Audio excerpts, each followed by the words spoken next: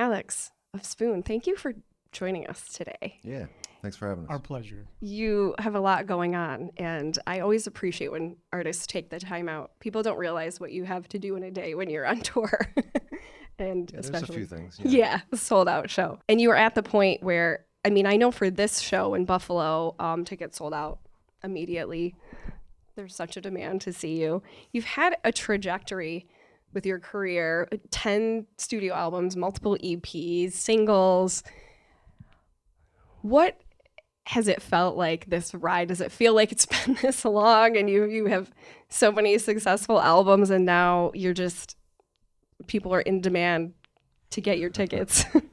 Yeah, that's nice when it sells out fast. That's good. I mean, it feels good. Just feels like this is life, right? I mean, do you have anything else to compare it to, Alex? No, this is all I've really ever known, I feel like. No, it's good stuff. We're very appreciative of the fact that we can, a year like this year, we're mostly, I've spent a lot of time at home writing songs, and then we get together every now and then and work on the songs together, and then we've been on just a couple tours, and so, and we can do all of that and then, expect to, not lose money on the road. That's nice, just come out here and play for a couple weeks. It's good. You have a reissue coming up, and I can't believe this album is 10 years old. They Want My Soul. You have a reissue of that. What is the significance of this album amongst these 10 albums and more in your career? Well, it's got Inside Out on it, which is one of our best tunes. It was the first record that Alex played on. We were in a band before that record called Divine Fits, and so we had played together a bit, and I just couldn't fathom being in a band without him after that, and so I pulled him in. But I don't know, it was the first record we made close to here in Casadega with Dave Fridman. Yeah.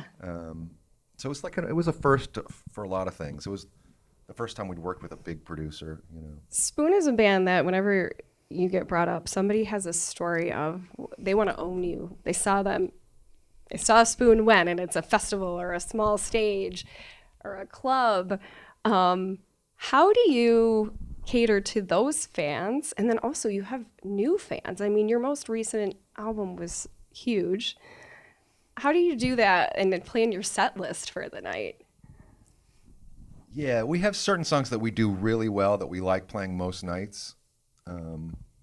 And so those tunes will usually be on there unless we're just kind of not feeling it or whatever. But yeah, there are some super fans, and if they had their way, we would play rarities only every single night. I know that there's a few people we disappoint by playing Inside Out every night, but I like playing Inside Out, So it is hard to narrow it down. We do write a new set list every night. We never just do the same thing over and over again, and it takes up a little part of my day every day figuring it out.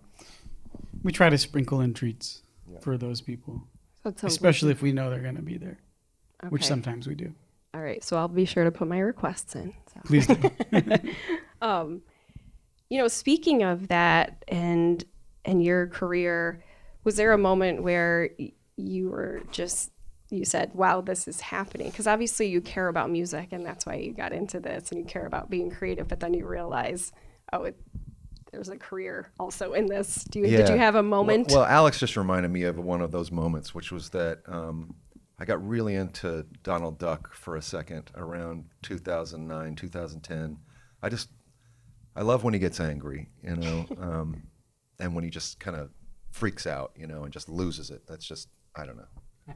I love it. That's kind of how I feel inside all the time, and I get to see him do it.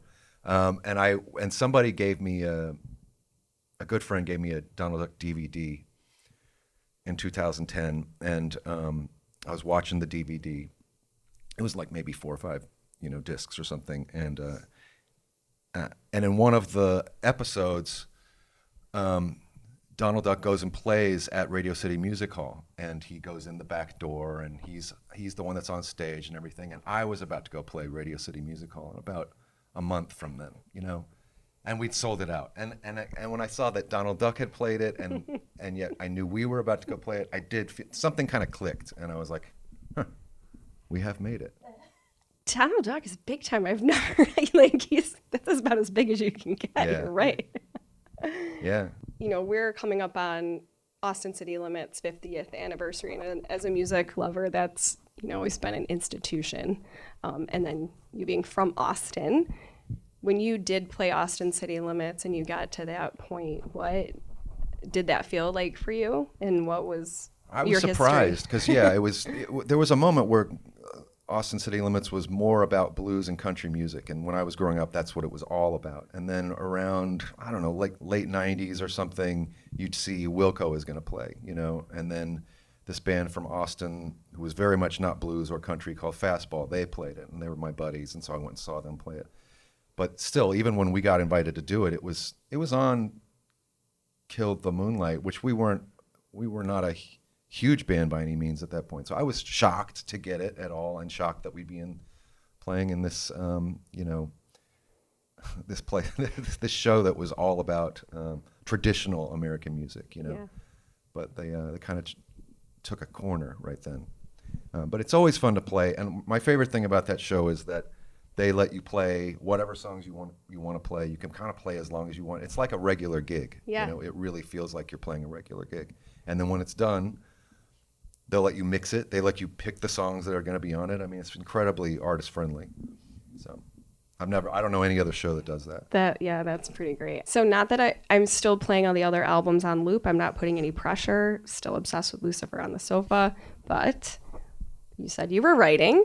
What's next? And do you have any ideas swirling around? Do you have songs already written? Yeah, we have a lot of songs we've been working on. We have 7 we've been working on pretty intensely the last month. Yeah. And we've played them sometimes at shows. Sometimes that's super helpful. Yeah. Just to get it going a little bit more. Well, thank you so much for doing this with us. We really are appreciative of you and you as an artist, especially because we are public media, and for you to take the time to do this. Because I know you know, earlier in your career, you were played on public media stations. And so thank you. And still are, you know, and we're happy to be here. Thank you. Yeah. Thank you.